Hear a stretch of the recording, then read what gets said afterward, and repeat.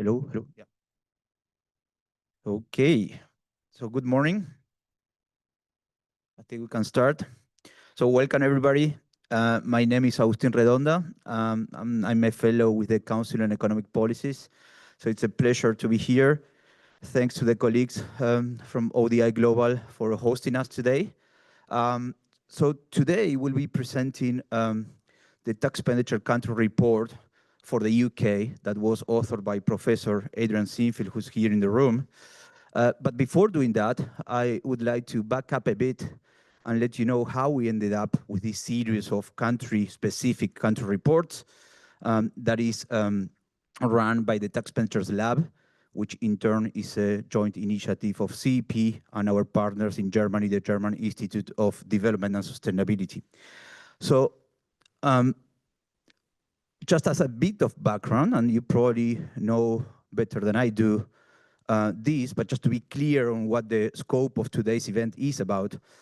So basically, governments usually have two main fiscal policy instruments to, pursue or try to achieve different policy objectives. One being direct spending, and the other one being tax expenditure. So this tax expenditure is what we will be focusing on. And I put there in the right side chart a few examples.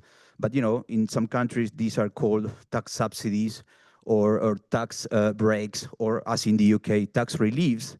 This is usually the same concept, and they include tax incentives, reduced rates, deferrals, accelerated depreciation, tax credits, deductions, and so on. So when we started our engagement on tax expenditure a few years ago now, we started from an international dimension. We basically built up the Global Tax Expenditures Database, the GTED, and I'm sorry about that, but we really like acronyms. So the GTED is the first global repository of all reported tax expenditures. So this is important. For data to be gathered and included in the GTED, it has to be official. That means published, released by governments, and publicly available. So these are two key features. And we gather the data as reported by governments, as it comes from governments. That means we follow the country-specific benchmarks. So I will come back to this point a few times throughout my presentation. And we take the reports, the data, as it is provided by governments. That means that if governments provide individual tax expenditure provision for every single tax expenditure, that's what we gather. But if a government provides only aggregated revenue foregone estimates for one single type of tax, let's say corporate income taxes, that's what we gather.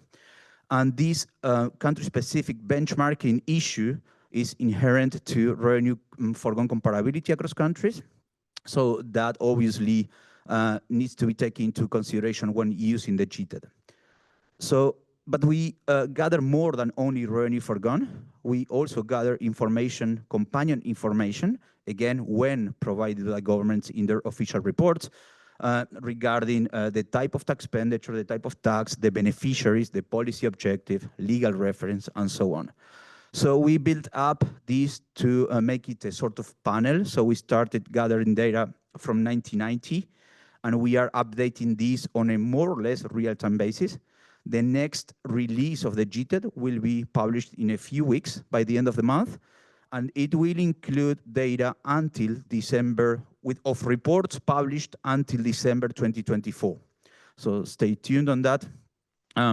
So basically, let me give you a few key findings of the GTED. And again, all this is based on the current version, so the updated version will be coming out soon. So we have 112 reporting jurisdictions. That's more, 15 countries more, or jurisdictions more than when we launched the GTED back in 2021, so that's good news.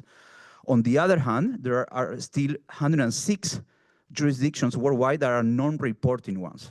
This means they have never issued one single tax expenditure report since 1990.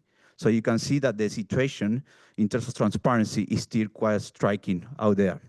So very crucially, what we provide, as I said, is an individual provision level for every single tax expenditure when reported by governments. That means that the wealth of of the data that we provide is quite significant. So there are more than 30,000 provisions in our data set.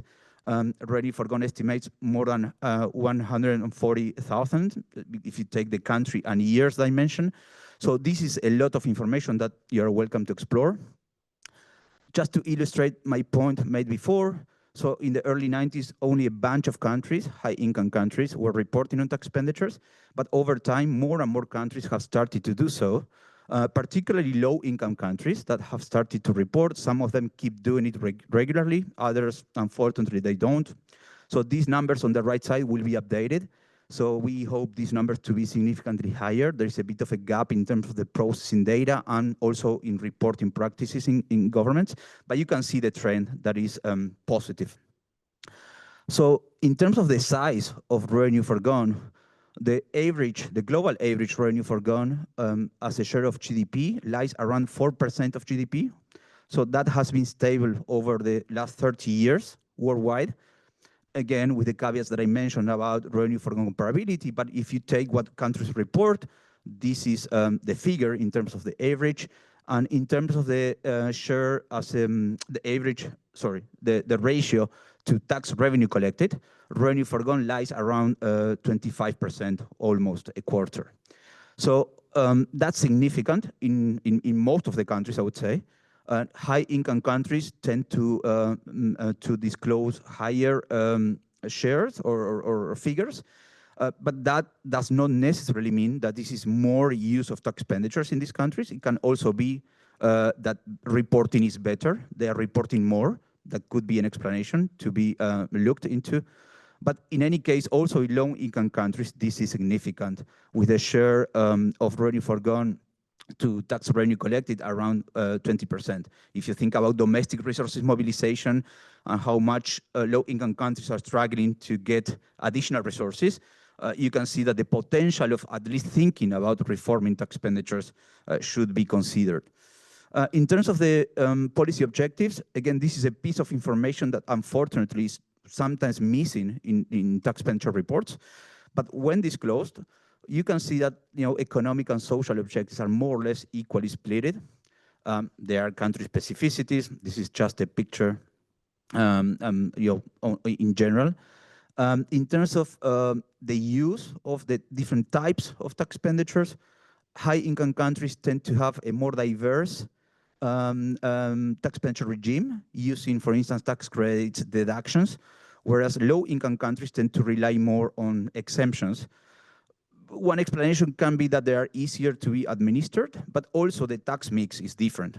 Low-income countries rely more on consumption taxes, and hence exemptions play a more relevant role in there, whereas income taxes are more prevalent in high-income countries. That's why deductions and tax credits are seen as more prevalent in high-income countries.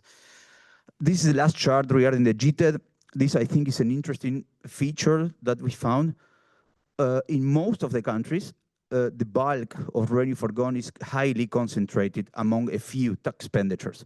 On average, between 70 and 80% of total revenue foregone is coming from the top 10 tax expenditure provisions. That's a very important fact, let's say, per se, but also if you think about evaluation and how time and resource intensive evaluating cost effectiveness or impact assessments can be, then thinking how to prioritize that and basically go where the money goes. If you look into the top 10 tax expenditures, that might give you an idea of where to start at least. So, but after having confirmed that there was an issue in terms of reporting when we launched the GTED, we thought, what else can we do to hopefully contribute to improve transparency in the area? And that's when we came up with the idea of putting together what we call the Global Tax Expenditures Transparency Index, the GTET. So basically, the GTET is the opposite to the GTED in a sense. Let me clarify this. So the GTED, the main input is a revenue foregone, and we explicitly try not to compare countries. We definitely do not rank countries. We don't judge countries saying the revenue foregone is too high or too low. We don't do that. In the GTET, we score countries, and this is a ranking, so we are fully comparing countries, explicitly comparing countries. But on what? Not on revenue forgone, we don't do that. We look into the tax expenditure reporting practices. So the main input is the tax expenditure report document itself, but also we look into some institutional dimensions around tax expenditure reporting.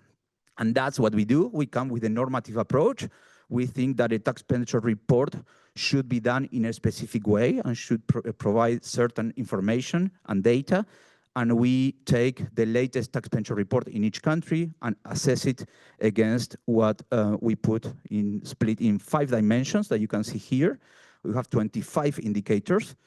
I will not get into the details of every single indicator. Everything is online, but just to get a grasp of what we capture in our indicators here is the frequency and regularity of reporting, the visibility, online accessibility, if there is a legal requirement to report, if the report is indeed submitted to the parliament, the information coverage, if there is an explanation of the benchmark, because as I said, this is crucial when it comes to tax expenditure policy making, if companion information to the revenue forgone is provided, policy objective, beneficiaries, the time frame, the disaggregation of the revenue forgone, this is crucial. Many countries provide only aggregated revenue forgone estimates, which is not very useful for policymakers. So this is the type of things that we look into, and here we do score countries and rank them. So this is a ranking, a disclosure. The current version of the GTETI, which is available online and is reflected here, is based on tax expenditure reports that were published until December 2022. The new version, including reports published until December 2024, will be launched in early December. We are finalizing it, so stay tuned on that one as well. But this is the current version. You can see that there is a sort of correlation between GDP, let's say, and the GTETI performance, but it's far from perfect. So we have a few positive surprises. Indonesia is ranking number 2. Benin, very interesting, is ranking number 9.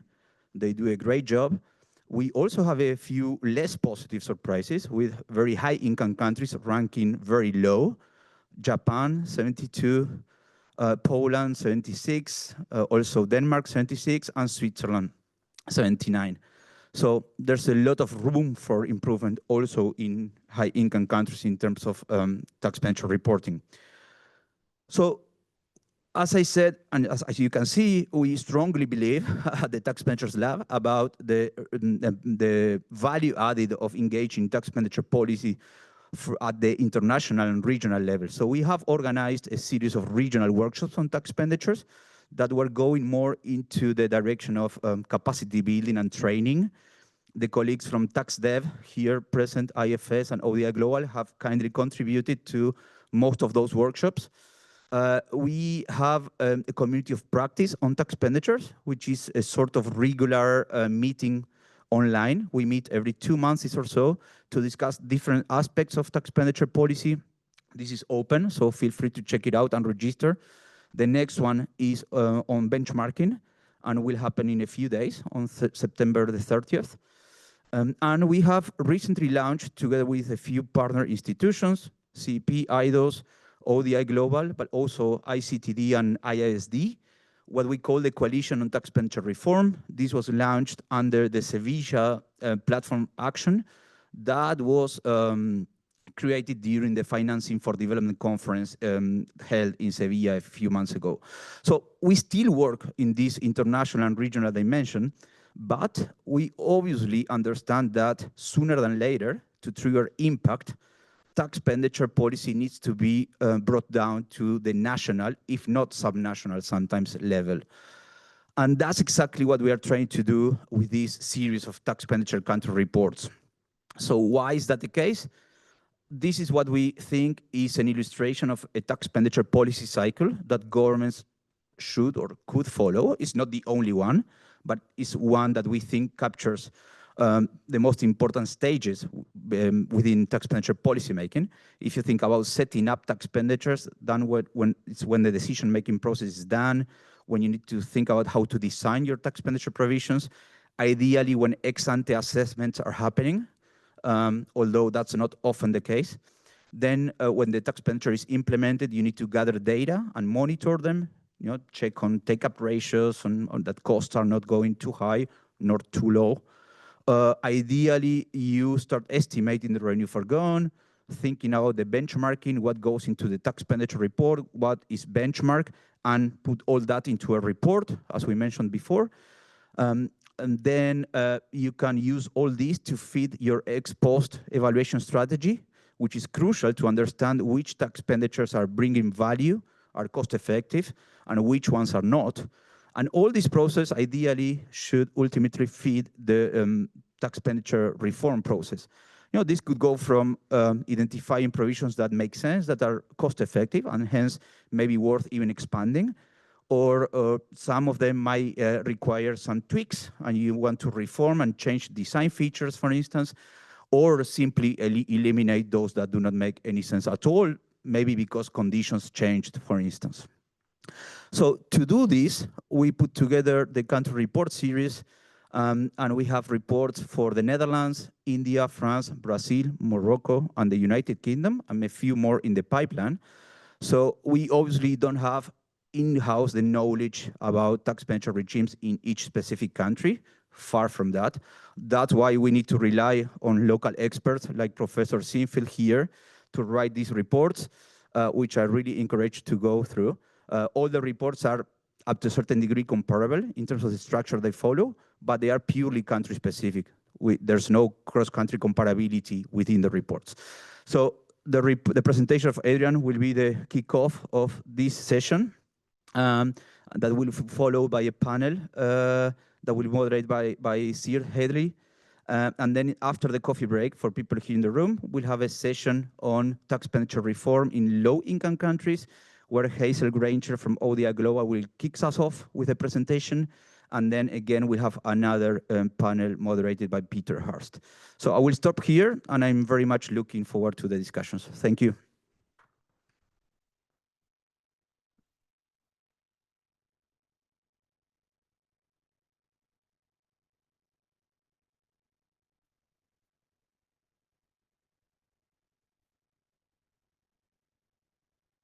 Good morning. Make sure I've learnt the different stages. Yes. The time I've got, about 20 minutes, enables me to go through and give you a rough picture of what is happening in Britain at the moment in terms of tax expenditures, which Augustin has set out to give you some idea of what these cover. And as he said, there is a problem of comparability. What I'm going to try and do is focus on the last detailed report that Her Majesty's Revenue and Customs have provided on tax expenditures, which they call non-structural tax reliefs. And I'll come on to that in a moment. So I'll tell you from the basis of that report, the number of tax expenditures in the UK officially identified and the estimated costs where they have been costed. Tell you a bit about the UK's official definition, which I believe creates considerable problems for making comparisons between countries. I'll mention very briefly the major reliefs, because there's more detail about them within my report online, and then discuss some of the discovery issues, the development that's occurred over time, and the dimensions that are discussed and, to be honest, completely neglected in many occasions, and therefore end with my own plea that we need a tax expenditure budget that can be comparable to the annual major budget that's carried out in the country. So first of all, the number and scale of the tax expenditures here. There's been an enormous improvement and an increase in the amount of data since 2020. And this, the 23 to 24 report that I'll be drawing on, is the fifth that's started to provide some real meat in terms of what we knew. But there are only 344 officially identified tax expenditures out of maybe 1,100, 1,200. The HMRC, I don't think, has ever published a figure. This figure is drawn from the National Audit Office in 2019.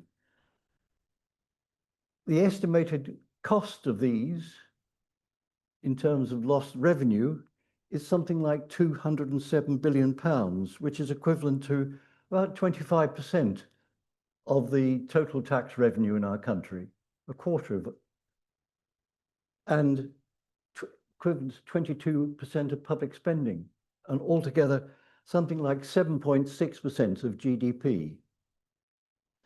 This expenditure on GDP is much more than in most other rich countries.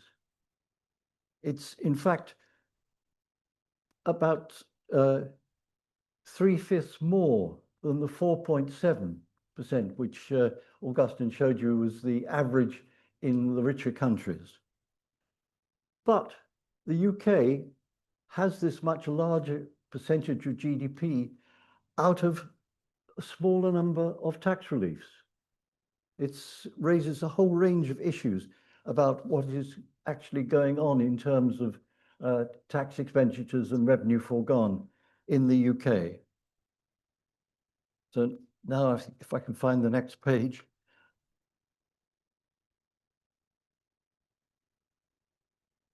$207 billion, which is frequently used in the various reports on tax expenditures, is actually not the total. It's the official total, and it's only based on 107 of the 344 tax expenditures. Quite why this is called the total, I'm not sure, but it's generally based on the largest tax expenditures costed for that year. But it's not all the largest ones. There are quite a few that a billion or more that are not included in this figure. And NAO has suggested that it would go up to 27% of equivalent to tax revenue. But if in fact the UK was to include more tax reliefs as tax expenditures, which I think they should, we would probably be the country that makes most use of tax expenditures. And it's really quite an important issue. Something like £2.5 billion pounds are not regarded as tax expenditures, but ordinary tax reliefs in terms of social security benefits for disability. Quite why that doesn't count as a tax expenditure, I'm not sure. Exemption from the VAT for education by eligible bodies appears, in the official statistics. What on earth does that mean? Well, in fact, it meant until this year, VAT relief to people who paid for private schooling, which is by and large no more than 10 to 12% of the households, and disproportionately amongst the better off. So why is this figure not counted? The UK classifies these two types of tax reliefs, non-structural ones, which in our parlance were tax expenditures, against structural reliefs. Most countries use the term benchmarks, and Augustine was using them, but the British government has never been happy with this particular term. Both concepts have problems with them. The British one says that tax expenditures are actively designed to advance economic or social objectives. Sorry, I should have passed on. It's difficult to think why the personal tax threshold, which makes quite considerable allocations of resources across the population, doesn't meet that requirement. And that would add another 125 billion to the cost of tax reliefs in the UK. This time I'm moving on before I get to the page. Let me give you a bit about the history of the tax reliefs. From the 1950s onwards, a number of writers in this country, including the first professor of social administration, social policy, Richard Titmuss, were asking questions and writing about the importance of tax reliefs, pointing out that, in fact, the government lost more revenue through providing tax reliefs for children than it did in terms of providing what they called the family allowance, which was the public expenditure allowance for children. And yet one appeared in the public accounts, the public spending one, but the other didn't appear and still doesn't appear in the public accounts. So then it picked up quite considerably with economic journalists in the early 1970s, picking up from the work that was being done in the United States. Then some of the select committees picked it up, and eventually a book came out called Tax Expenditures in the United Kingdom, written by two people, one of whom had been the deputy chair, of the Inland Revenue, the precursor of Her Majesty's Revenue and Customs. And this is still worth looking at if you want to know what a tax expenditure budget might look like. They start to give you a good impression. They may have had an effect because 1978 was the first occasion when some data appeared in the UK, but it was a single page, where first of all, there's about half a dozen items. It then grew to a single page. And it wasn't until about 15 years ago that information started to appear much more. The Office for Tax Simplification identified, they said, something like 1,500 tax reliefs, more than I think probably now would be thought to be correct. The National Audit Office started producing reports in 2014, which infuriated the Chancellor of the Exchequer because he said their job was to identify public spending. Tax reliefs were not public spending. And eventually, after the NAO had taken legal advice, they got enough information to provide this information. The Office for Budget Responsibility provided a very good report in 2019, analysing this as part of their annual study on economic risk. And then the Public Accounts Committee provides a great deal of information about this, drawing very largely on NAO work. And if you want to get some sense of that, have a look at Margaret Hodges' splendid book, Call to Account, about her experience of conducting the various reliefs at that time and the difficulties she had in getting any information whatsoever from Her Majesty's Revenue and Customs or the Treasury. Now, this gives you, and thanks to Sophia in particular, I think a very fine example of the scale of the published tax reliefs, something like the main items that go into that smaller number that provides the 207 billion. And it produces the five largest. In the middle is the red or brown capital gains tax on private residence relief, so that people don't pay tax when they sell their houses, and that comes to £31 billion. Then the income tax on private pensions, the grey area, that's 28 billion. And VAT on food over to this side is another 25 billion. Just beneath that is the national insurance exemptions on private pensions, which is something like 23 billion. So both the two pension areas add up to over 50 billion pounds, and that's net of the tax that would be paid by pensioners when they eventually get their tax. So the final one is VAT on new build. We're in a curious position, despite our concern about greening our economy, that if in fact a company is building new with all the various costs and so on involved, they can get tax relief on that. But if somebody wants to renovate or repair, which is much less demanding on emissions and can be much cheaper, they get no tax relief on it.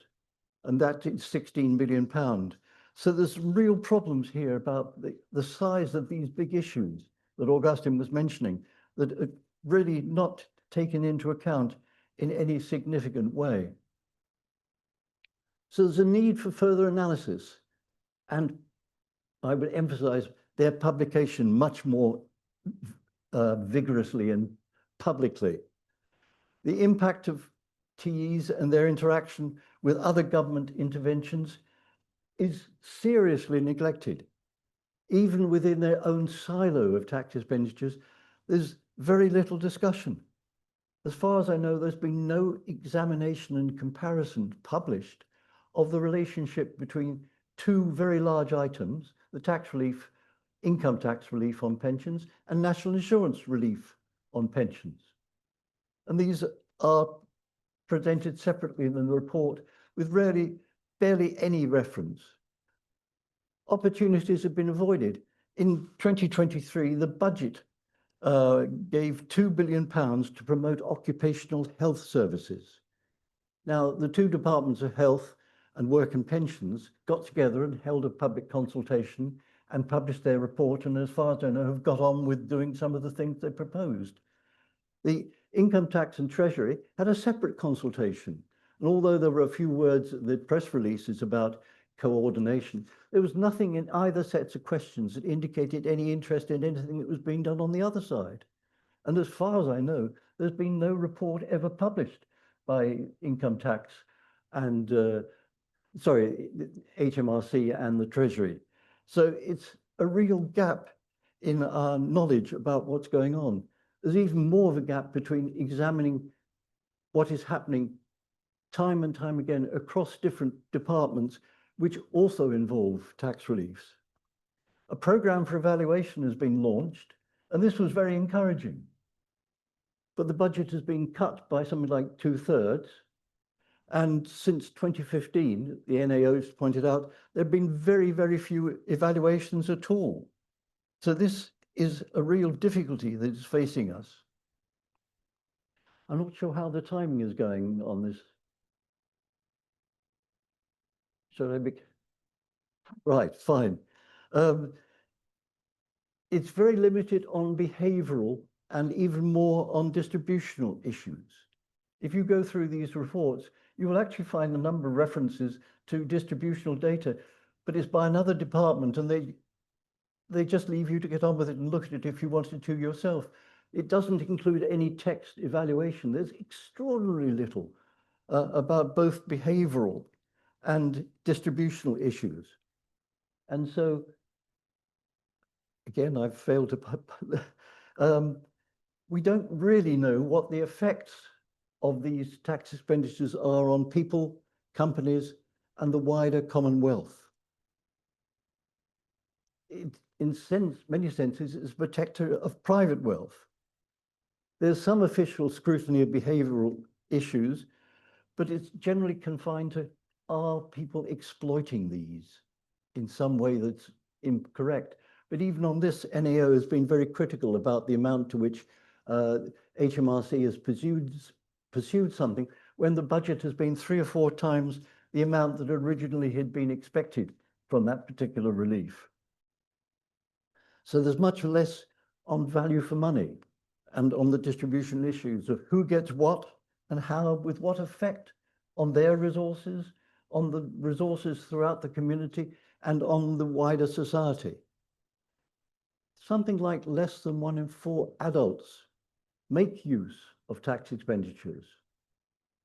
That's my calculation, trying to put together a number of different tables, but there's been no detailed HMRC data that gives one a very clear picture. The better off use more, as you might expect, and we need to widen inequalities. No, sorry. The international agencies like the World Bank, which talked about them violating horizontal and vertical equity. IMF, OECD have all raised very critical comments about the ways in which governments make use of tax expenditures, and some of them have been particularly clear about the UK. Many tax expenditures are not related, but are means enhancing. And what I mean by this is that we have two terms in the social policy of universal payments, like child benefit used to be to anybody who had children, and ones that depend on the resources of the applicant, which is means tested or selective. But in fact, tax reliefs tend to operate as means enhancing.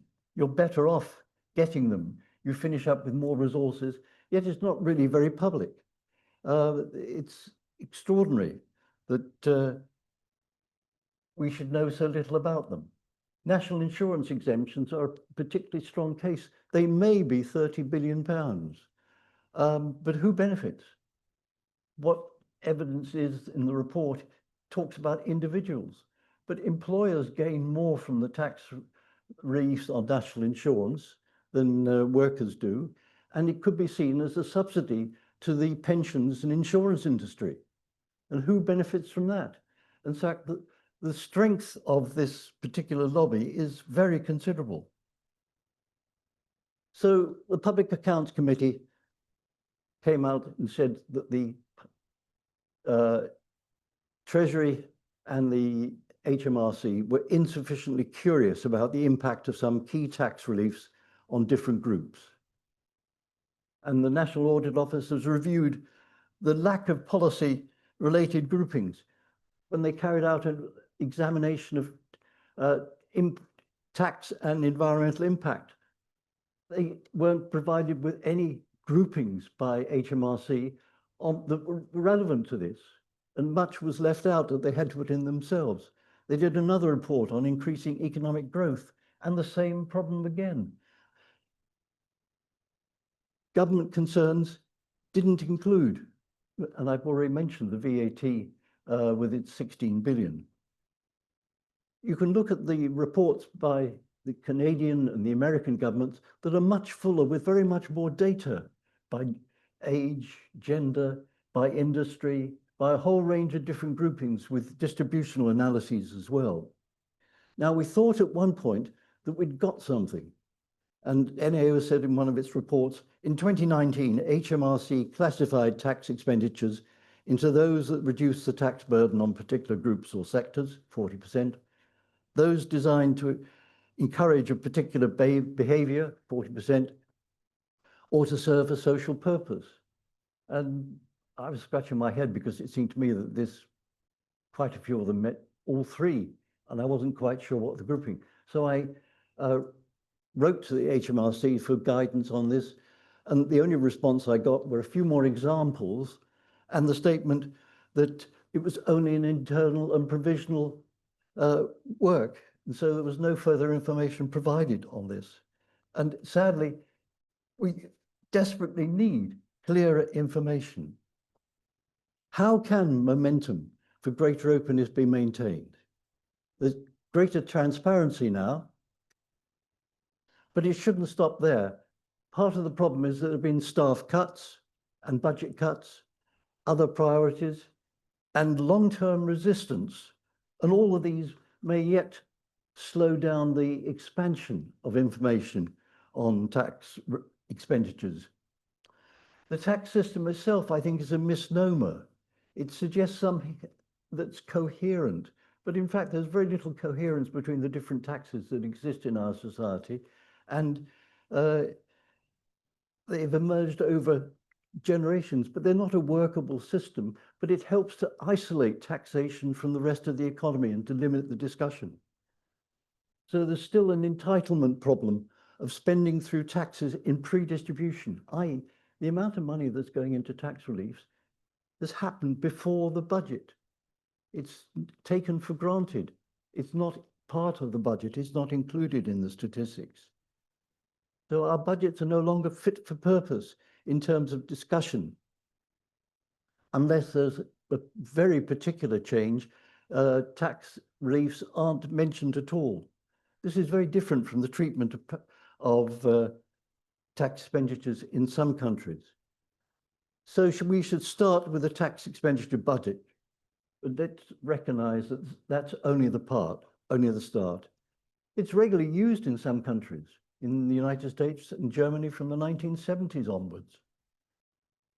The powerful case by the ex-deputy chairman of HMRC is still a very powerful case, but it's sadly neglected, with undoubtedly more revenue lost. The Expenditure Committee in 1976 said the two halves, taxing and spending, are in different places and they should be brought together for better analyses. Both need to be published by the Chancellor and also linked. We need regular routine parliamentary scrutiny with published reports. There's a value of greater openness in redistributing power and resources in this area. In the 1920 Royal Commission, there was a woman member, very unusual in those days. The income tax should not, she said, be worked as an engine of social policy by which to carry out hidden bounties. Much more is required to promote open, equal, and democratic accountability. Thank you very much. Thanks, Adrian. That was really great overview of some of the issues we're going to be discussing. I'm going to invite our panel to come up and join so we can get into the meat of these topics and discuss some of them a bit more fully in a bit more detail. So please come join, Louise, David, and Andy.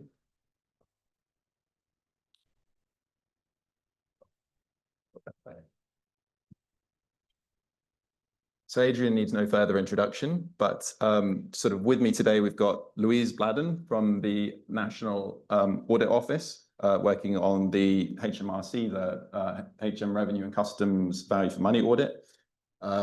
We've got Andy Summers, who's an Associate Professor of Law and the Director of the Centre for Analysis of Taxation at the London School of Economics, and David Phillips, Associate Director from the Institute of Fiscal Studies. So I think basically what I'm going to do, I'm going to ask some of our panel a couple of questions. I'm going to turn us over to the audience. If you're listening online, please submit your questions. We'll come to Sophia in a bit to sort of hear what's kind of coming in from there. But to kick us off, David, I wonder if I could start with you. And to say, so what really strikes me is, in terms of the kind of definitions, is this and their application, this looks like it's quite a difficult concept. It seems to be hard to apply.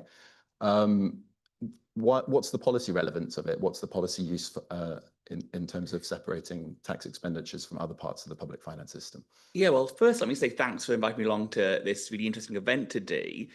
And I'd like to elaborate on this kind of first point first, why I actually agree that it is a little bit of a slippery concept. And the key factor for this relates to the definition of the benchmark system, which is a key part of defining tax expenditures and the bit we sort of dance around a little bit in the UK. And there really are two broad approaches to how to do that. What's called the normative approach, which is basically based on some conception of what the tax system should be to maximize social welfare, an optimal tax system, as we say in economics. And then deviations of that are then a tax expenditure. And then there's a legal approach, which is based on what the legislation sets out as the standard tax treatment, and that becomes the benchmark. And then again, deviations from that are tax expenditures. But both of these approaches do sort of beg big questions. Optimal tax systems depend on a whole load of things. You need, huge amounts of information on taxpayers' characteristics and behavior, what you value, what we call it in economics, a social welfare function, what you might think of as the preferences of society for taxes paid by different groups. Now, you won't get agreement on that probably within the government, let alone across governments, about what the ideal tax system should look like. So using this normative approach requires a lot of information you don't have and a lot of stuff you'll disagree on. So you can't use just a normative approach. On the other hand, just relying on the law isn't enough either. Just because legislation defines food as being exempt from VAT or provides special tax reliefs for R&D or film production or certain kinds of capital gains doesn't mean that should be treated any differently when thinking about what, what is being a sort of special relief for certain groups than others that are not defined in primary tax law. And if you did just use a legal definition, what a government could do to abolish tax reliefs and get down to zero is just to change tax legislation rather than actually change the tax system and the tax rates. So I think instead, and why I still think it's useful to get onto the kind of point you really asked there, is I think you need to use judgment when defining the benchmark system. And then when you do that, you can get somewhere useful. So let me kind of explain on that a bit more. I think if we use judgment, this is not just saying on a case-by-case basis what you define as a tax expenditure. You can't just do that. You need some sets of principles which help guide what is a tax relief. And I think it basically combines elements of both the normative and the legal approach. So I think a key principle here is neutrality. Now, as you've set out, actually, the IFS in kind of a big review of the tax system called the Merleys Review, what neutrality means is that similar activities should face the same effective tax rates unless there is a good reason to differ. So if you take your income in the form of employment income or self-employment income or corporate income, they should be the same taxes unless you think there's, say, a positive spillover effect from certain kinds of activities or so on. And then provisions that provide lower taxes for some sectors or groups, like say the self-employed or certain kinds of companies, well, then they are classed as tax expenditures. So you're basically using one of the concepts from economics to provide this kind of concept of neutrality, that's normative, but then you're using the legal system to define what is the standard across most sectors. So you're kind of combining these two approaches.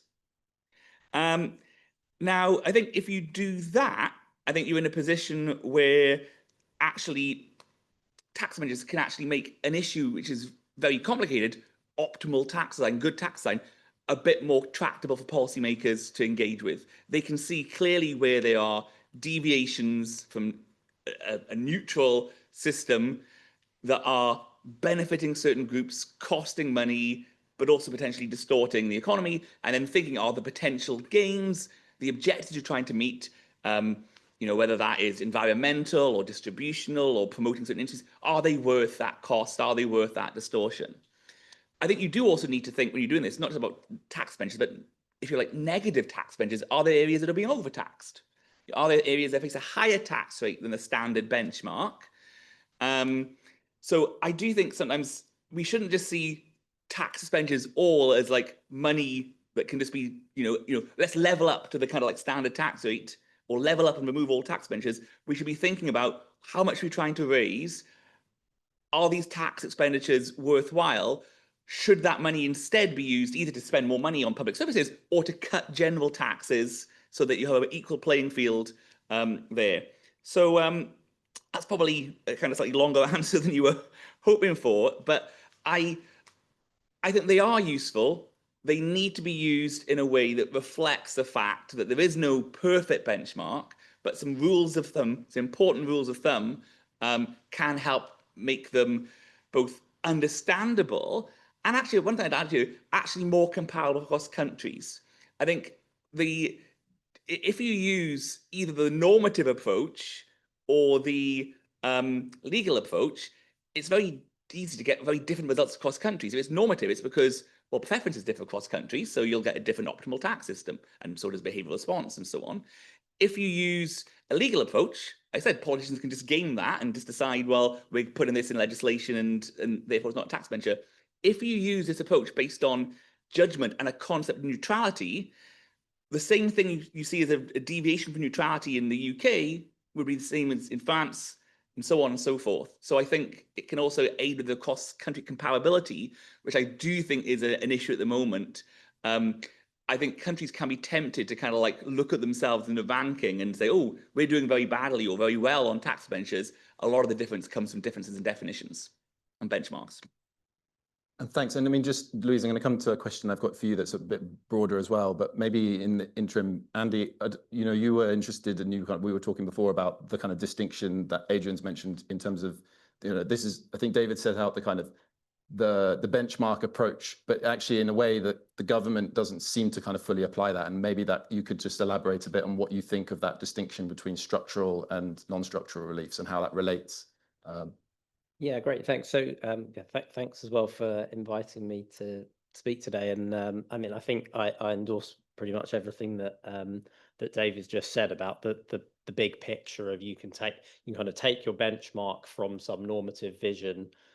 Maybe one gloss I would add on that is I think even the concept of neutrality that comes from the Merlese review obviously reflects some normative commitments. I mean, they happen to be ones that I also endorse and are probably reasonably widely held. So that's kind of safer ground than some other areas. But definitely on the legal side, it can be entirely arbitrary whether a tax expenditure in quotes is delivered in the form of an exemption from the tax base, which is I mean, there's sort of two forms of exemption from the tax base. One, which is, you know, we're going to define the scope of something as being X, and then the statute includes a specific carve out for Y. And then that's an exemption on the face of the legislation. But you can also just draw X more narrowly to begin with, and then there's no even kind of signpost in the legislation that anything's been excluded here. Or you could include Y in your tax base, but then give it a relief. And then, so, I mean, those are really ultimately often boil down to just legislative drafting techniques. They're completely arbitrary from a kind of economic perspective, but they significantly change the salience of the potential tax expenditure. So completely agree on that we would not want to use the kind of legal structure as the basis for this. I mean, turning to the sort of this distinction that HMRC has adopted between structural and tax expenditure. It's quite hard to map onto that because I don't think it actually does, or probably HMRC would even claim that it has any conceptual coherence. I mean, I'd be interested to hear if there is something behind that, but I'll give you one example that from work that we've done that I think is particularly problematic. So for 2 centuries there was until April this year something called the remittance basis for non-dom taxpayers, meaning that they didn't pay UK tax on their foreign source income and gains unless it was remitted to the UK. Now, the long history of that relief kind of looks almost a bit like a structural measure because I mean, it dates from the earliest income tax in the late 18th century at a time when there was trade going on in the colonies, and the idea was the remittance basis was just a timing provision that deferred when you paid the tax. It wasn't ever intended as a permanent exemption from tax. So probably if someone had asked then it might have been thought of in modern terms as a structural feature of the tax system. But for many decades recently, it's not been accounted for on those terms at all. That the defense of the non-dom regime or the remittance basis was this is a regime that helps attract talented people to the UK, it attracts investment and so on. I mean, that sounds like the absolutely archetypal example of a tax expenditure. You're giving a tax break in order to achieve some economic objective. And yet it never appeared on HMRC's list of tax expenditures. And I can't explain that even within the sort of face of the definition that HMRC was adopting at the time. So I think it's quite hard, as I say, to map that structural tax expenditure distinction onto the framework that David's set up, which I agree with. But there is also sort of a question, even if you just take this relatively simple definition of a tax expenditure is something that's intending to achieve some social or economic objective. There are quite a lot of parts of the tax system in the UK that seem to meet that definition that also weren't evaluated under the rubric of tax expenditures. So yeah, it's an area that does I think require a bit more conceptual thinking about the structural tax expenditure distinction, but also, frankly, kind of more resourcing and more commitment to even delivering the evaluation on the kind of tax expenditure definition as presented. I mean, whilst recognizing, as I think Adrian said, there have been a lot of positive developments in the last sort of 5 years or so. So more evaluation or more transparency over evaluation, at least, than has been the case previously, but also a kind of negative story about reduction in resourcing for that work. So yeah, it's a mixed picture. No, thanks. And that's a really nice transition, because I think, the NAO and the Public Accounts Committee, as Adrian said, have been kind of real drivers behind some of that improvement. So I don't know, Louise, if you wouldn't mind sort of giving us a little bit of background, a little bit of depth into that, like what has been the NAO's program, why has the kind of interest come from, and, what have been kind of some of your main conclusions? Yeah, I mean, we've been looking at tax expenditures, as Professor Sinfield said, for over a decade now, and it's actually become quite a big campaign for the National Audit Office in terms of our work. And I think particularly because the Public Accounts Committee, who take evidence on the back of our reports, really got behind this. It's kind of been a long-running theme for us. So our most recent report was in 2024, where we looked at tax expenditures designed to promote economic growth.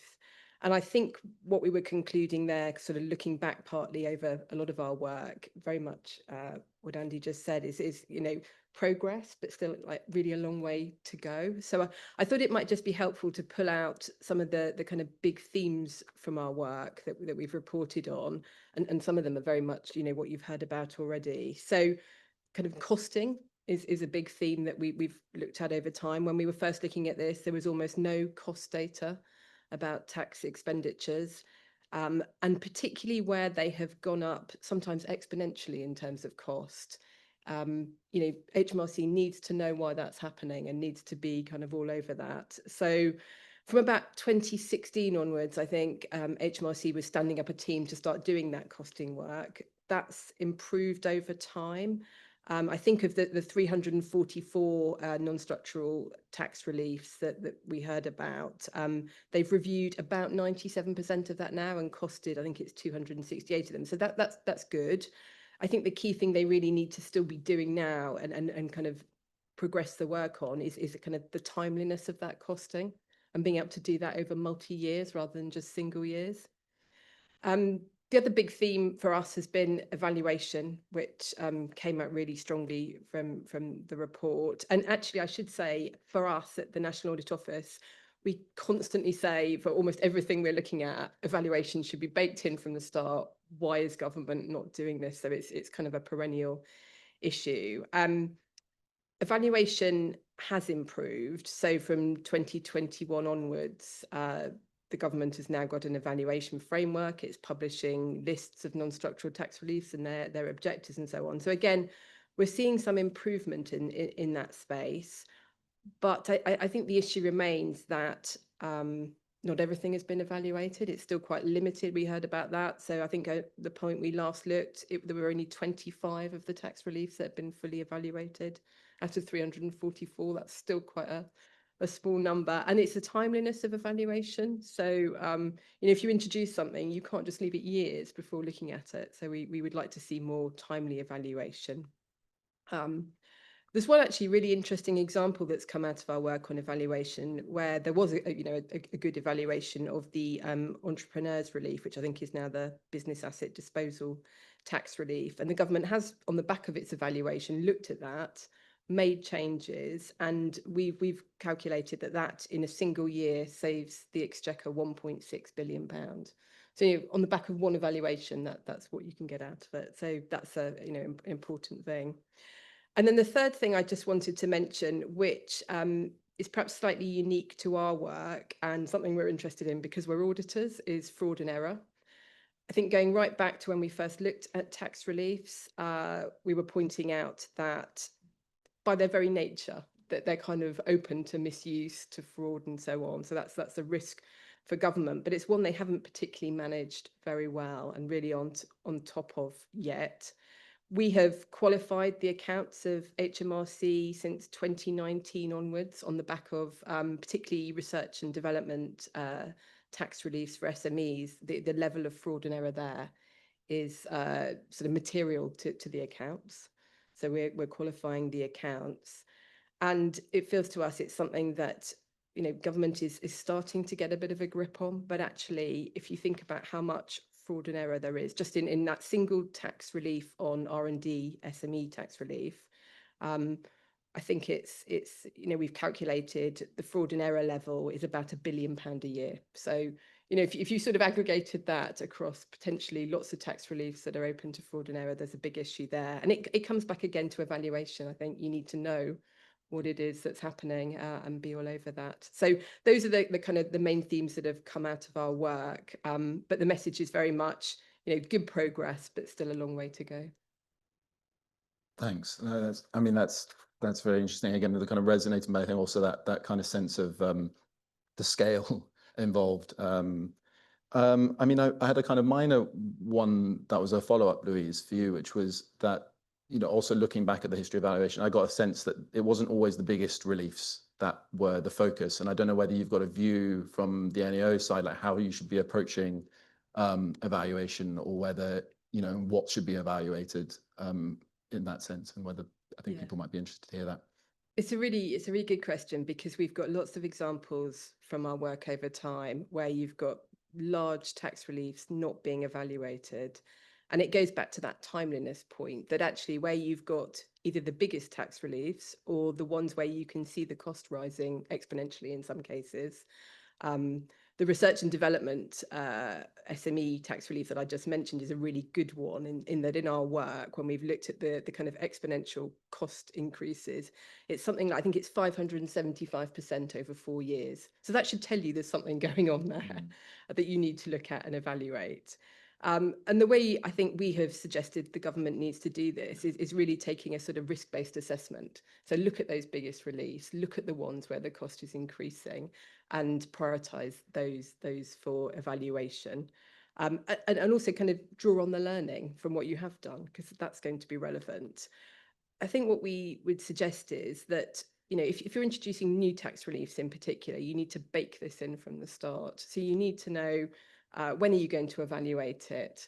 What interim data do you need? How are you going to go about doing it? So really kind of doing that up front, thinking about evaluation.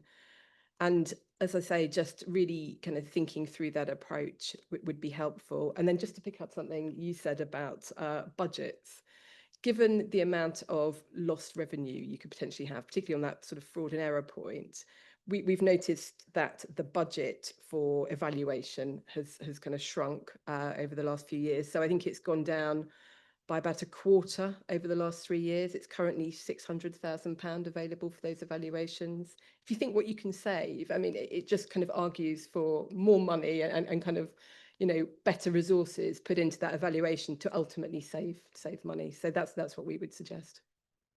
And Andy, I think, you know, you did raise this kind of question in our discussions as well, which was, you know, what, in your view, what do you think one of the kind of examples would be of like a very poorly, you know, sort of a tax relief with sort of a very poor evidence base, or like, you know, what's the kind of standout version of what we're looking at here in the UK system? Good question. So, I mean, I suppose sticking on the theme of the non-dom reforms was obviously partly a story that, I mean, there was an evaluation. It was conducted first by us at Sentax rather than by the government, but the government then did do its own analysis under the last Conservative government and concluded, you know, that significant reforms were warranted. But I think that even though that is overall a story of good evaluation, Probably my single worst tax relief that I can think of off the top of my head is one that managed to survive the cut, which probably nobody here has heard of, called overseas workday relief. That still costs £300 million a year. And it's a relief that says, if you come to live in the UK, we'll give you a tax relief, but only if you do your work overseas. So we don't want you to work here and build your networks and connections in UK companies and contribute directly to the UK economy. We're going to give you this tax relief only for the days that you spend working abroad. And I mean, superficially, the justification for this is that you bring more people to the UK, talented individuals to the UK in the first place, except it's not obvious at all why you would want to incentivize only the people whose jobs happen to enable them to spend time working outside the UK, rather than all the talented people who might want to come here who will only be able to work their days in the UK. The reason why we have overseas workday relief is just because we've had it a long time, and it's a legacy of the original remittance basis going back 200 years, but there is literally no better justification for it than that. And I've not seen any convincing either kind of theoretical argument or let alone empirical evidence for why we have this tax relief that costs £300 million a year. And that one got through the last budget and the budget before, even in a context in which the government was supposedly undertaking a comprehensive review of the non-dom regime. And I think that's kind of reflective of the state of evaluation generally, if I can say so.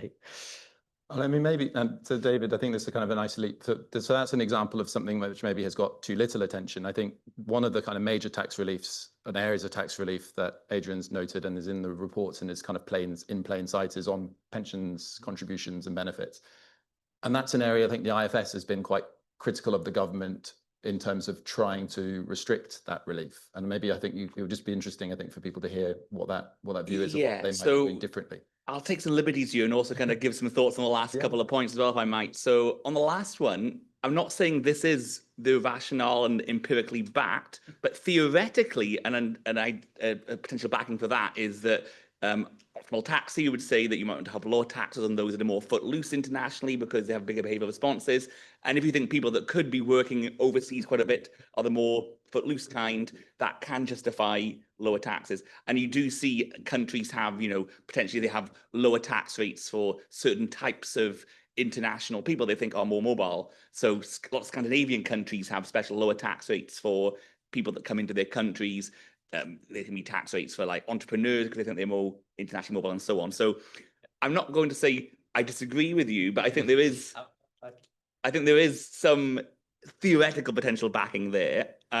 But it may not be enough. And certainly you want to make sure there's empirical evidence to back that up. And we had a presentation at we had a public economics seminar earlier this week, which showed actually that the top 0.1% of the population in terms of wealth is a lot less mobile than people actually often assume. Top earners are very mobile, the top wealthy are not, because the top wealthy are often like older people that have very settled roots in a country. So that has implications for wealth versus income tax, for example. Other very quick point was on structural versus non-structural. I actually think there is something worth thinking about there. I think the issue is not that it's not a meaningful concept, but that it's not being applied consistently. So I think it's a meaningful concept because there are certain things which are, if you like, if you look at the kind of the list of these non-structural reliefs, by far the biggest one is the income tax personal allowance. The 0% rate on the first, is it £12,500 of income? I think classing that as a tax expenditure would not make sense because we wouldn't class, say, the 20% rate because it's lower than the top rate as a tax expenditure. And you could just define it as a 0% rate rather than an allowance. And again, it would kind of go away. So I think there are these things which are genuinely part of the structure of the tax system, progressivity of income tax, for example, which are kind of important. And that leads me then on to talk about this pensions tax. Sorry for kind of rambling on there. So on the pensions tax side of thing, it is actually quite complicated to think about what is a tax expenditure in that context, because When we think about pensions, we need to think about not just the relief up front, but the taxation subsequently down the line. And when it comes to measurement, that is quite difficult to do because you know the tax relief you're providing to pensioners now, or sorry, people paying into their pensions, you know how much you're taxing current pensioners. You don't know how much you're going to tax the people currently paying into the pensions when they become pensioners. And when you need to work out the net cost of that tax relief, you need to know that difference. And that's kind of one of the things you don't have there. And then on the policy side, I think a lot of the focus here in the UK has been on, well, if you're a higher rate taxpayer or a top rate taxpayer, when you pay into a pension, you get tax relief at your marginal tax rate, 40% or 45%. That's a lot more than if you're a basic rate taxpayer who gets relief at the basic rate of tax, 20%. That's unfair. You should restrict the relief to 20%. Well, if you do that, the problem is when some of these top rate taxpayers become pensioners, they'll still be a top rate taxpayer, particularly if they want to carry on working, past the state pension age and past the normal retirement age. My dad does that. He has a good private sector pension, but also good local government pension, but also continues to work. If he only got basic rate relief when he went in and get charged the higher tax when it comes out, you're basically being penalised for saving in a pension because you only get 20% tax when it goes in, but you get 40% tax when it comes out. So if you go down that route, you need to think about that approach. And my worry about doing that is you kind of restrict the relief now and restrict tax down the line. That's way for governments to bring revenue forwards. And then I think that will kind of affect the long-term fiscal sustainability of the pension, of the public finances, because it'd be very tempting for government to say, give you less tax relief now, we'll get the revenues now, we leave it to the next generation to think about how you deal with the lower tax revenues you get. So IFS has looked at this, and in the UK context, there's a couple of other parts of the pensions tax system we think are really potentially damaging. One is you can take 25% of your pension pot tax-free. And that's a much bigger tax relief if you've got £1 million pension pot than if you have the average size pension pot, which is about £80,000. You could reform that and basically make it a kind of a flat rate sort of, top-up bonus for everyone. And the second one was one that was mentioned earlier about NICs. The treatment of national insurance when it comes to pensions basically means that particularly employer contributions to pensions avoid all national insurance. And again, that's often a much bigger subsidy to higher earners on their pensions. So again, you could reform that. And what we recommend you should do is actually give relief up front, but then you charge NICs at the other end. That would, again, benefit many lower income people who do pay NICs now, but wouldn't be eligible to pay NICs in retirement because they wouldn't have enough income to do so. So, yeah, we think there's lots of reform there. But yeah, I would just kind of, I guess, caution that both when it comes to defining tax expenditures and tax reliefs, and when it comes to kind of setting policy, it's important not to think about just a snapshot, what's happening in the year in question, but what happens over multiple years. And if I might, the last thing I'll say on that is one of the things that again is another structural relief that's listed in the kind of big table there is there's some special schemes which allow certain groups of people to smooth their income, and then the taxes apply to their smooth income rather than the actual income in any given year. Now you could say, well, that's a tax benefit, that's a fiddle for those people. But as it stands, when you apply tax year by year, if you have volatile income, lots of income one year, then no income, lots of income, you get taxed more highly than if your income is smooth. So allowing people to actually smooth their income for tax purposes actually gets you more closer to a neutral tax system that doesn't discourage you taking volatile income activities versus stable income activities. So it comes back to this is all quite complicated, but I think the key thing here is that when it comes to pensions or it comes to like self-employment or other things, thinking about tax expenditures and tax policy over a long horizon rather than just a snapshot year. Thanks, David. I think I'll just add, like, the other thing I find very interesting about the IFS work in this space is there's this like tension between, how much is the government going to kind of claw back in fiscal revenue versus providing that kind of economic platform for saving. Before we turn over to the audience, very quickly, Adrian, you've mentioned, I think in your report, I think at least twice in your presentation, this idea of a tax expenditure budget. In like 1 minute, 2 minutes, what do you think that actually means? This stage yet. I think this is something like 5 or 10 years down the line, and the work of the variety of groups, including the ones we've been speaking today, and the setting up of the global tax expenditure database has brought it all much closer. That now people are realizing that there's an enormous issue here that they've been putting under the table. And I think one of the most important things is getting some sort of international definition. I mean, it's not that long ago that we agreed on an international definition of public spending. And that was seen as just an obvious thing to do. Now we need it for tax expenditures. And it's important to build it in. But we need to get the accounting out with the information about who's getting what. And this is where a budget would start to be helpful.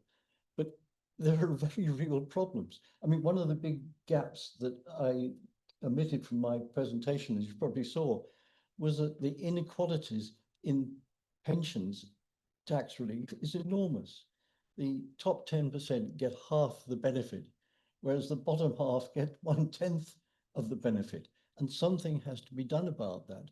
But at the moment, we're not really, as David has indicated very clearly, into a situation where we can deal with this. I hope that NAO will do a study reviewing pensions and taxes, but will include both income tax and national insurance contributions and any other factor that affects this in the one review. And clearly, it's going to take some enormous resources, and it's politically very suspect. Be open to all the different lobbies. I mean, Nigel Lawson said that the most powerful lobby he'd ever come across was the pensions lobby. George Osborne backed off a review, the changes he was suggesting because of the pensions lobby coming up. And so we have to recognize that this is a central political issue of power in our society. Thanks. Okay, so we've definitely heard enough from us. I think we're very interested to hear from you on like what the reactions to that. We've got a very mixed audience in the room in terms of people from different countries. Not everyone is a kind of, UK expert, but, so any questions about how the UK system works, like what's interesting and feels different, in outside of the kind of UK context. Anyone from online who wants to delve deeper into the specifics of the UK system, that's also very, very welcome. But yeah, over to the audience, please.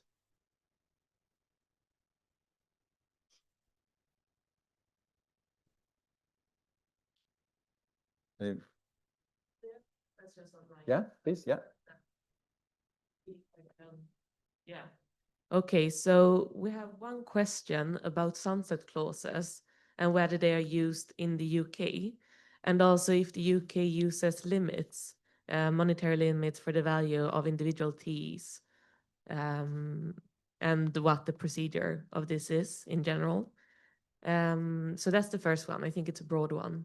And then the second one endorses Mr. Seinfeld's presentation and also asks about who the relevant actors are and what the processes are in order to drive reform of tax expenditures, both with regards to the benchmark or lack of a benchmark definitions that was mentioned in the presentation earlier. So I think maybe to start with, so there's the question on sunset clauses and limits. I don't know whether I can get Louise and Adrian to kind of respond to that, and then maybe David and Andy, you could give a quick go on what's needed for reform. Shall I start off? I actually prefer to have it the other way around, but I don't think we've really used the whole idea of sunset clauses in our country. In the United States, it seems to be a very common issue for current discussion. And there are a whole range of ways in which you could establish this, but part of the argument for stability is not having something like a sunset clause, because people can then go ahead on the assumption. But somehow it's privileging the tax system, because the social security system doesn't have this protection against any changes over time. And in fact, currently the demands are being made that changes should be made quite differently from the way in which arguments are being made about the tax system. And any examples of actual limits on tax expenditures? I mean, I'm not aware of any, but I can't think of any in this country, but maybe somebody else can. But on that, I think we don't tend to have sunset clauses, but they are kind of very much like they are temporary reliefs that are granted for certain periods. So, for example, prior to moving permanently to full expensing, there was a temporary period of full expensing for corporate tax, which counted as a tax expenditure. And, you know, there were temporary stamp duty holidays. So we do use temporary measures, but they're not kind of like sunset clauses put into standard things. On the sunset clause thing, I think it was kind of expressed really kind of clearly. They have costs and benefits to them, right? The US is kind of showing kind of one of the kind of costs of it, in that it leads to kind of fiscal fiddling. So, you know, I'm not sure if people follow the US sort of debate on the kind of cost of Trump's sort of tax policies, but there's been this big debate about, are these policies going to cost anything or not? And, you know, on the one hand, you know, people in Trump's administration saying, no, we're just extending what's already there. But of course, because it's a sunset clause, all the fiscal forecasts are built on them going away. So there is a cost compared to what's built into the forecast. So I think sunset clauses definitely have a use in terms of assessing things, but they're only useful if that really does prompt an assessment, rather than they just get rolled over and the fiscal forecasts are always predicated on illusionary tax rises that never actually happen. That's fair. And I mean, I don't know, Louise, if that kind of builds on what you've been recommending from the NAO side.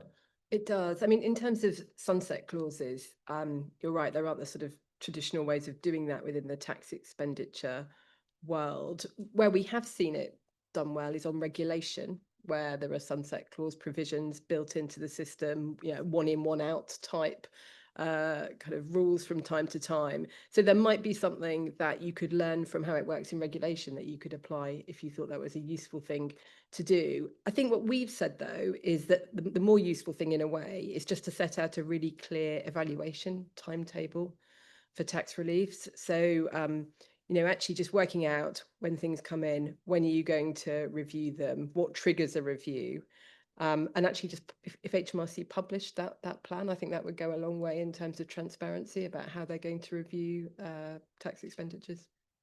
So balancing just more information at the right time, rather than necessarily having a kind of firm kind of break on pressure point. That would be a starting, definitely.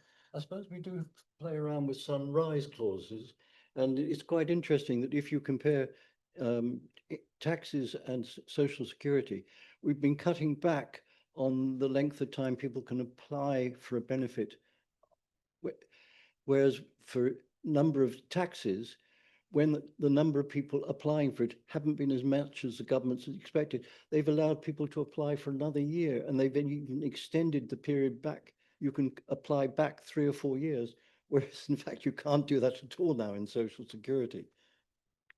Andy, I don't know whether you want to come in on the kind of what it takes to make change. It does strike me that that we're sitting looking at the government struggling with its fiscal books. We're talking about large amounts of lost revenue at the same time, and yet the kind of equation doesn't kind of match up. So maybe you could kind of just explore this a little bit. Yeah, I mean, I think doing those evaluations is hard and costly. And I, you know, Louise gave another good example of evaluation that led to policy change and a large tax saving from entrepreneurs relief. But actually, I didn't know if David wanted to come in on this. That evaluation was actually originally done by a team from the IFS using HMRC data before it was done by the government, and that was the same story in relation to our work on the non-dom regime. And I can say that the work that we did on the non-dom regime it costs a lot more in academic research council funding than the £500,000 that HMRC gets per year for all of its evaluations. And I'm fine with that, because at the last budget, the OBR scored that those reforms would raise £30 billion over the Parliament, of which about half is recurrent revenue, so about 5 billion, £4 billion per year on a indefinitely ongoing basis. Obviously, there remains a lot of debate about those figures and so on, but on any measure, understanding that problem properly is worth the £500,000 is such a scarily small number for this. It should, if you thought of it in as a percentage of revenue at stake, I think that would be a more sensible way for government to benchmark how much it was spending on evaluating the tax system, actually, whether that's the structural part or the tax expenditure part potentially. But if you looked across different government departments and you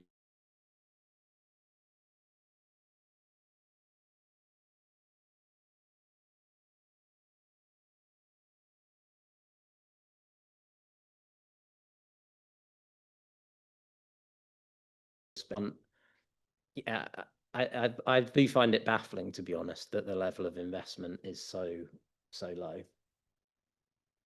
I mean, yeah, I'm then going we've to be got a kind of question. controversial here on this point about sort of the investment in kind of research and analysis. So the team that does this is called KAI, Knowledge Analysis and Intelligence, I think it stands for, but it's mostly statistics.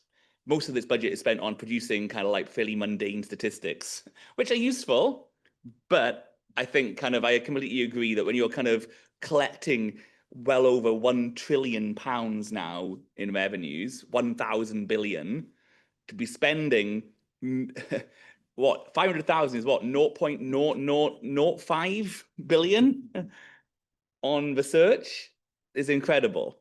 And it's not just in terms of the funding for its own research and evaluation, but the issue is access for researchers to the data to do further work. Now, it has improved in the UK over the kind of time I've been working on tax policy, and it will hopefully improve a bit marginally again soon. Currently, to do work on tax data, there's one room in East London that you can use to access the data. There might still be a room in Manchester as well. But other countries often have secure access to kind of this data. I know many of our partner countries in sub-Saharan Africa have, online data tools, which certainly at least governments can use from different locations. And over time, perhaps that can be expanded to researchers. And many high-income countries do have those sorts of things. I think kind of... it strikes me as sort of, penny wise, pound foolish to be having such a low budget for evaluation and research. And I think we have seen a push for research on tax actually coming from the devolved administrations, in part because they are starting to deviate from tax policy in the UK, at the UK level. And I think kind of, what can we say? The current governing party, when it was last in power back in the 2000s, had quite a sort of an evaluation culture. I think it needs to rediscover that. And yeah, and then what might change things, I think, in terms of whether it's evaluation or policy, political will. Okay, we've got a question here and a question at the back as well, amazing. Thank you. Yeah, my name is Frank from Nigeria. I have a few concerns here, which I just want to be addressed. One is the issue around the benchmark tax reference system. Who determines this, or does it have to get approved before you can go ahead to use them for tax expenditure reporting? That is one. That is the compilation of the benchmark tax reference system. Then two, what's the governing structure for tax expenditure? What's the ideal governing structure? how should there be a proper governance structure where that will be responsible for tax expenditure, such that there will be an approval of the figures before they are reported, or what process of approval does it have to go through before it can be published? So in line with the approved governance structure. Then is there anything like tax expenditure rationalization? So if there is, how does it work? How do you get to rationalize tax expenditure figures? The ideal way. It should be done. We've talked about sunset clause, and it doesn't look as if it's visible. So vis-a-vis sunset clause or absence of sunset clause, can we find a way to do rationalization, and what inform? I know evaluation is one way. Then how do you go through the process of rationalization if there's a need to do one?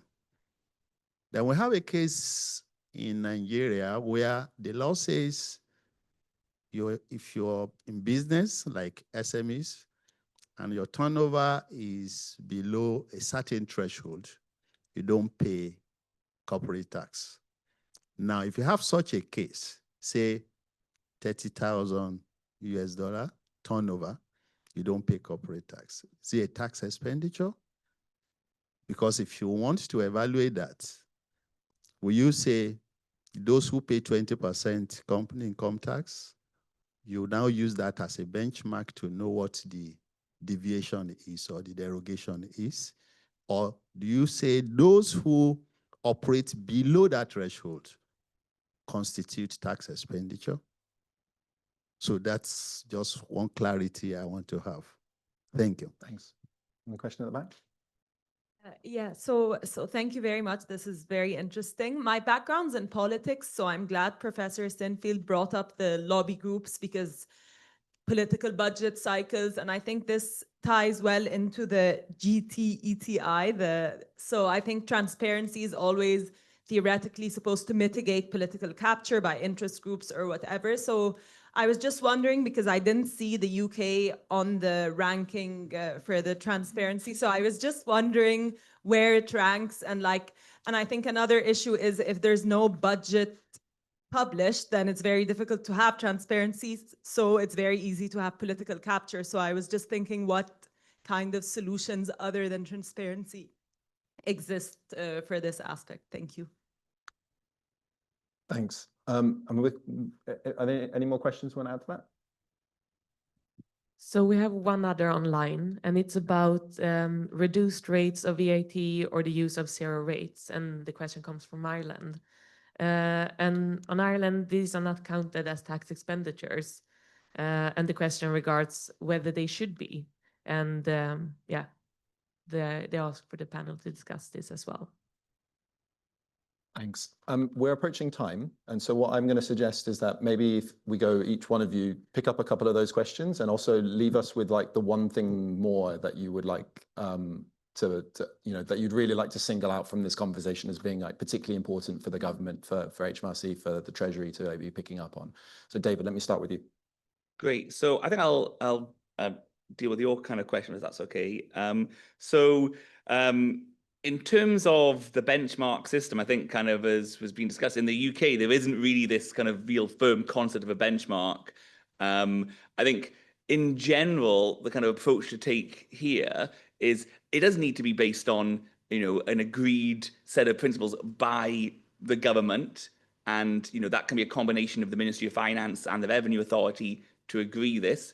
I think it should be based on not just law, not just kind of optimal tax, but this sort of principles-based judgment approach. So define what is your standard system, and then deviations from that, actually both, not just tax expenditure, but the ones actually where you're taxing people more than that, I think should be captured as well.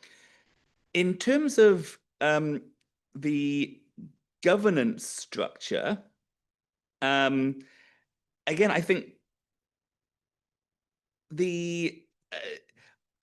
What I would say when it comes to the governance structure of tax expenditures is my own view is it shouldn't be separate to the governance structure of taxation more generally.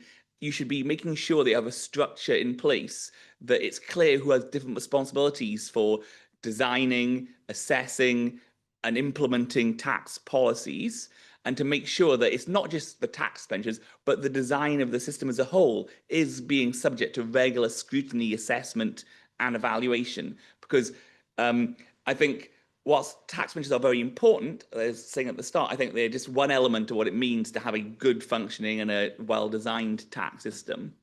And on rationalisation, again, in the UK, there is no process of rationalisation that's sort of general. I think we have seen rationalisation of particular ones where they've, there's been a political benefit seen to be doing it. So whether that's private school fees on VAT or whether that is, some of the things on inheritance tax, will that come to bite the government in the end?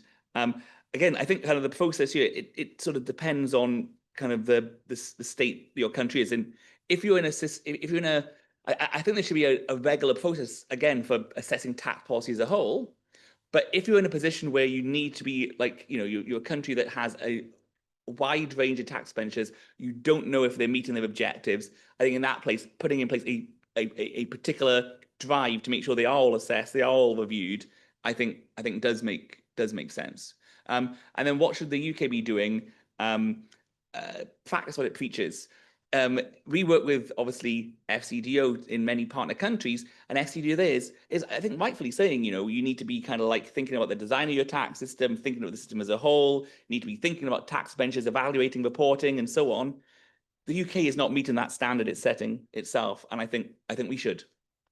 Thanks. Andy, could you follow on from that and also maybe pick up the question from Ireland about the reduced and zero rates? I think that would be useful if you could. Yeah, so, well, I mean, I guess the answer to the question about the zero rates does come back to David's point about defining benchmarks. I mean, if you take a kind of Milesian view, then you would, I think, want to consider those definitely as tax expenditures, or certainly a departure from neutrality anyway. I think, I mean, in the UK context, this idea of structural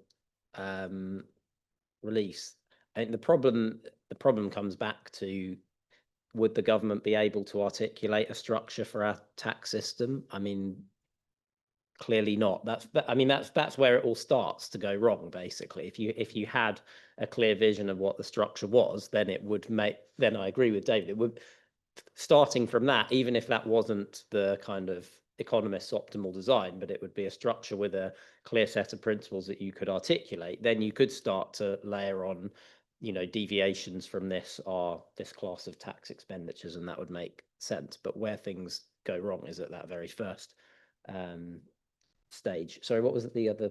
I can't remember the other question. Well, I mean, so there was a question about what more than transparency can we do? And I think that in relation to political, in relation to political power. I mean, I think having processes that build in more voices than the ones that have access sort of behind closed doors, and also I do think it comes back to the use of data, because quite a lot of lobbying power comes from the power of anecdotes that obviously the lobby group being closest to the issue have access to. But there's obviously, I mean, even if people are genuinely trying to draw on those anecdotes in a good faith way, that's their understanding of the problem, it still may not be representative. And what you get from using tax data is, the whole population, and you can look at what people actually did rather than what people kind of say they will do. Because if you go and survey people and say, do you like this tax relief that you're getting, then everyone will surely say yes, and many of them will say, and I wouldn't have invested if I hadn't have got this. But we need to use the tax data to look at what did people actually do when this was changed, rather than sort of relying, that void is filled by relying on just people's sometimes self-interested, but even if it's not, people's kind of mistakenly selected account of what these reliefs are achieving. The last thing that the UK should be doing? like what it should be prioritizing, what the like for HMRC or for HMT, like what would be the thing that, like the one message that you'd give them? I mean, just a completely radical increase in the resourcing and an openness to expertise that would allow you to use that resourcing effectively. And the emphasis there is just on the radical part. Just I don't think government understands how significant the transformation would need to be in order to get to where we should be. Thanks. No, makes sense. Louise, I don't know whether you want to build on any of that. Yeah, I mean, I wanted to pick up the transparency question because I think it's such a big part of what the NAO has pushed for. And I guess, I mean, I think part of the issue is that it's improved, but that the kind of HMRC statistical releases that we get are still fairly limited in what they tell us. So, for example, when we had the presentation earlier, we were talking about sort of distribution analysis. That really doesn't come out very strongly, despite calls from the Public Accounts Committee in the past that they felt a lot more should be done around publishing that sort of information. They particularly actually picked it up on pensions tax relief and some of the kind of inequalities there, and really wanted to see, a proper breakdown of how it works by income, how it works by the type of pension you've got, by protected characteristics, and so on. So that kind of information, I think there's a big push needed to kind of improve those statistical releases on transparency. And to your point about what would we recommend? I mean, I think there is the radical stuff, but there's also, I think, just actually some quite quick wins that the government could put in place, and just things like, getting on top of multi-year costing would go a long way. Publishing evaluation timetables so that people know what's just some of those simple things would be really good. And from an NAA perspective, I think the most recent thing we've really called out is on fraud and error. So I think that's something that they really need to pay attention to, because the losses are significant. And if you could deal with some of that, I mean, the benefits to the Exchequer are quite significant. Perfect. Thank you. And Adrian, last words? Well, I see we're into injury time. We are. I would endorse very strongly what David Summers has said. It's a big political issue, and we need to be treating the work of different departments together.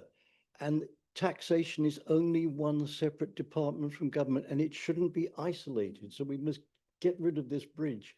I think what the government, if it was just one thing for the Treasury to do, NAO is independent of government. It answers to Parliament, but its budget is controlled very much by government, and it should be funded to enable it to do the job it's been set up to do. So it needs more money for evaluation. That's a single thing. But basically, we can't have these silos of taxation and TEs within the taxation any longer. Perfect. Thanks. Okay. Yes. Can I 1 second? Yeah. Because there was a concrete question about the rank of the UK in the G30. I didn't mention that because I didn't want to spoil Adrian's presentation, because he does include that in his report, but since he didn't mention that, so the UK ranks 39, I think, I just checked it.